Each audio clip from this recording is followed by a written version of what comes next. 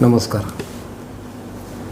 Housing society आणि housing सोसायटीचा सभासद याच्यामध्ये खूप वेळा हाऊसिंग सोसायटीमध्ये वादविवाद होतात. आता मूळ सभासद कोण, कुणाला सभासद म्हणायचं आणि त्याचे अधिकार काय आहेत, हे संस्था उपविधी अधिनियम याच्यामध्ये लिहिलेलंच आहे. त्यानुसार आपण आपलं कामकाज ठेवणं हे प्रत्येक हाऊसिंग सोसायटीची जबाबदारी आहे किंवा त्या समितीची जबाबदारी आहे. आता सभासद हा कोण मंडळी, ह्याच्यात हे सांगण्यामागचं एकमेव कारण आहे. त्यामध्ये असं मुद्दा आहे की महाराष्ट्रामध्ये जेवढ्या काही प्रकारच्या संस्था आहेत कोऑपरेटिव्हमध्ये नोंदणी झालेल्या, त्यामध्ये ही एकमेव संस्था अशी आहे की तो सभासद त्या संस्थेच्या कार्यक्षेत्रामध्ये म्हणजे त्या संस्थेच्या इमारतीमध्ये आपल्या कुटुंबासह कायम वास्तव्यास आहे. बाकीच्या संस्थेमध्ये असे प्रकार शक्यतो नसतात. मग काय होतं की त्या सभासदाच्या कुटुंबातला सगळ्या व्यक्ती या त्या संस्थेच्या कामकाजामध्ये प्रत्यक्ष लक्ष देऊन असतात. त्यामुळे सभासदामध्ये त्यांच्या कुटुंबामध्ये कामकाजाबद्दल अनेक वेळा वादविवाद होण्याची शक्यता आहे, होतातही.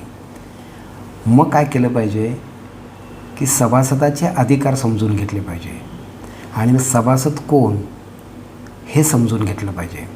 तर थोडक्यात माहिती तुम्हाला देतो मी. जी व्यक्ती ती सदनिका किंवा गाळा खरेदी करते, म्हणजे खरेदी खतामध्ये डॉक्युमेंटमध्ये ज्याचं नाव 1 नंबरला आहे तो म्हणजे मूळ सभासद,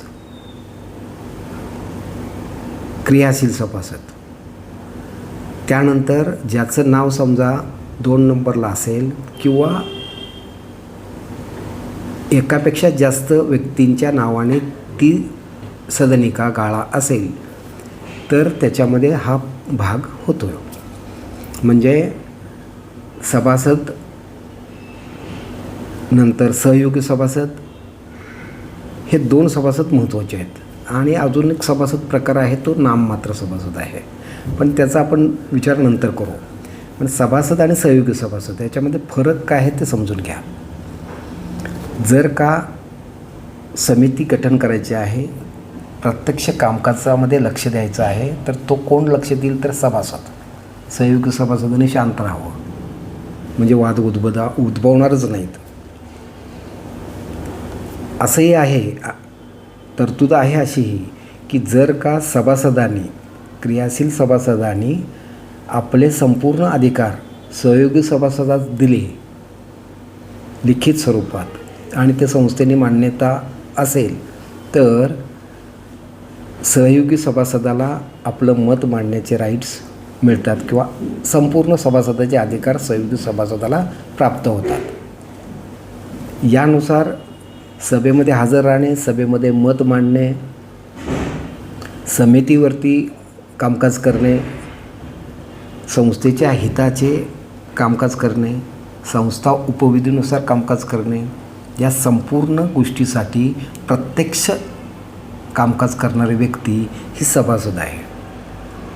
त्याच्या व्यतिरिक्त सहयोगी सभासद, नाममात्र सभासद यांनी कृपया प्रत्यक्ष कामकाजामध्ये लक्ष न देणं हेच बरं होत.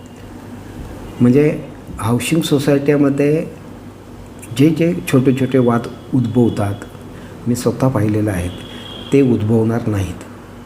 त्यामुळे सभासदांनी या गोष्टीची काळजी घ्या आणि आपल्या संस्थेचं कामकाज चांगल्या पद्धतीने होईल यासाठी कामकाज करा. धन्यवाद.